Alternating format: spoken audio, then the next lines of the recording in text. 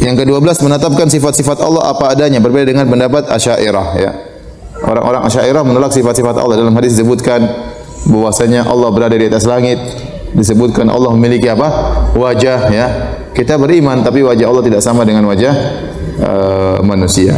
Allah berada di atas langit. Allah berada di atas langit bukan berarti Allah butuh kepada langit, tidak.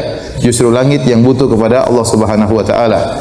Allah berfirman, "Innallaha yumsikus samawati wal arda an tazula." Sungguhnya Allah memegang langit dan bumi agar langit dan bumi tidak lepas ya, tidak hilang, tidak bergeser ya. Berarti langit dan bumi yang butuh kepada Allah, bukan Allah yang butuh kepada langit dan bumi. Karena mereka menolak Allah di atas langit, mereka mengatakan kalau Allah di atas langit berarti Allah butuh kepada langit yang di bawah. Kalau langitnya jatuh Allah ikut jatuh. Ini tidak benar.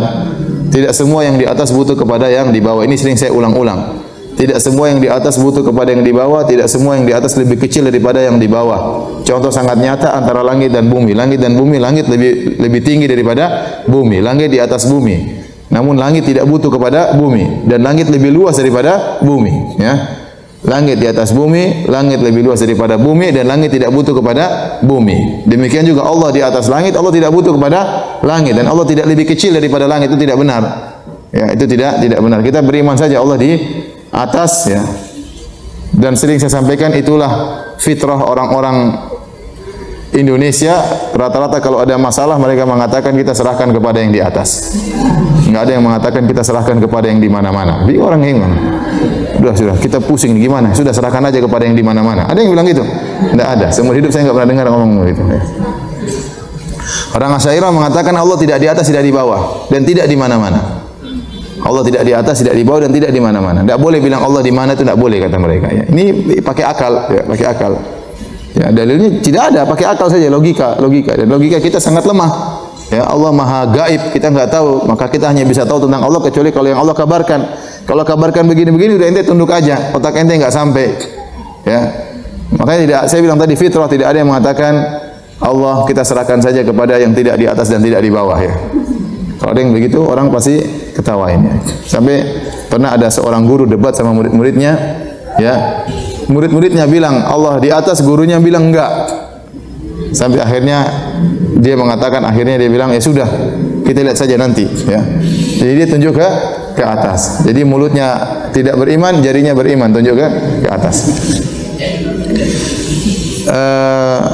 Di antaranya Allah Subhanahu wa taala memiliki wajah. Tadi kata Nabi sallallahu alaihi wasallam, fa inna Allah harrama 'alan nari man qala la ilaha illallah yabtaghi bidzalika wajha Allah. Sesungguhnya Allah mengharamkan neraka bagi orang yang mengucapkan la ilaha illallah mengharapkan wajah Allah. Berarti Allah memiliki wajah. Makanya Allah menyebutkan, Nabi menyebutkan Allah memiliki wajah dan ini akidah Ahlussunnah wal Jamaah. Ya. Wajah Allah sangat indah dan di puncak kelezatan pada hari kiamat kelak di surga adalah melihat wajah Allah Subhanahu wa taala. Oleh karenanya Nabi SAW berdoa, as'aluka ladzatan nadhari ila wajhikal karim. Ya Allah, aku mohon kepada Engkau kelezatan memandang wajah Allah Subhanahu wa taala. Dalam ayat lil ladzina ahsanul husna wa ziyadah, bagi orang-orang yang berbuat baik Allah berikan surga dan tambahan. Dalam hadis-hadis yang sahih dijelaskan tambahan tersebut adalah melihat wajah Allah Subhanahu wa taala. Ada yang mengatakan, Ustaz, wajah tersebut maksudnya adalah zat Allah. Karena ada namanya majas part prototo atau apa gitulah ya. Menyebutkan sesuatu untuk mewakili seluruhnya. Seperti aku tidak melihat batang hidungnya. Batang hidungnya maksudnya seluruh badannya. Cuma batang hidung ada perwakilan dari seluruh zat. Kata mereka demikian, disebutkan wajah itu ya Ustaz, bukan maksudnya wajah tapi perwakilan dari apa? Zat. Ini syubhat. Bagaimana bantahannya? Kita bilang bantahannya, tidaklah wajah dijadikan perwakilan dari zat kecuali wajahnya benar-benar ada. Paham? Tidaklah wajah dikatakan perwakilan dari zat kecuali wajah itu benar-benar ada. Tidak mungkin kita bilang orang tidak punya hidung, kita bilang tadi belum lihat batang hidungnya. Kita mengatakan batang hidung perwakilan dari tubuhnya karena memang dia punya batang apa? Batang hidung. Paham? Tidaklah kita mengatakan orang yang suka mencuri dengan panjang tangannya kecuali benar-benar dia punya apa? Tangan panjang, meskipun dia mencurinya tidak pakai tangan misalnya. Ya. Tetapi panjang tangan sebagai perwakilan dari mencuri karena dia benar-benar punya apa? Punya tangan. Paham ya Ibu? Paham ya? Jadi kita bilang Allah punya wajah dan wajah Allah tidak sama dengan wajah manusia. Kalau wajah Allah dilihat oleh manusia pada hari kiamat kelak di surga, maka mereka akan melupakan kenikmatan-kenikmatan surga yang lain karena begitu indahnya sehingga itu puncak kelezatan bagi penghuni surga melihat wajah Allah. Masa mau disamakan dengan wajah manusia, dengan wajah ente, kalau dilihat aja bikin muntah kemudian mau disamakan dengan wajah Allah Subhanahu wa taala. Jadi para hadirin, kita bilang Allah, kita beriman Allah di atas, ya. Sudah enggak usah tanya gimana-gimana. Kita beriman Allah memiliki apa? Wajah, Allah memiliki tangan. Allah yang bilang. Ente protesnya sama Al-Quran. Al-Quran yang bilang Allah punya wajah. Nabi bilang Allah punya wajah. Dan Nabi tidak pernah bilang sama sekali itu cuma kiasan. Tidak pernah. Dan Nabi SAW waktu berbicara Allah di atas, yang datang ada orang Arab Badui. Ada seorang yang dulu terkena Al-Juwaini dalam bukunya, dia menyebutkan, ya, dia dahulu mengingkari Allah di atas, tapi dia merenungkan bahwasanya yang hadir dalam pengajian Nabi itu berbagai macam strata, berbagai macam level, dari orang yang kota, dari orang kampung, dari orang Badui. Dan Nabi mengatakan Allah di atas, tidak ada yang protes. Dan Nabi tidak pernah menjelaskan, oh maksud saya itu bukan di atas, tidak pernah. Ya. Kalau orang Arab Badui lihat Nabi tunjuk ke atas, berarti Nabi di atas. Kalau ternyata Allah tidak di atas, Nabi tunjuk ke atas, berarti Nabi ngibul, berarti bohong. Ya. Kata Nabi, Allahumma syhad, ya Allah persaksikan. Nabi tunjuk ke atas. Nabi berdoa ke atas. Kemudian ternyata Allah tidak di atas, berarti selama ini Nabi nipu dong. Berarti nipu. Oh, itu yang paham. Dia tahu mungkin Nabi maksudnya kiasan, yang paham orang-orang pintar, orang Badui yang baru masuk Islam gimana? Dia enggak ngerti, enggak terpikirkan ternyata itu hanya tipuan.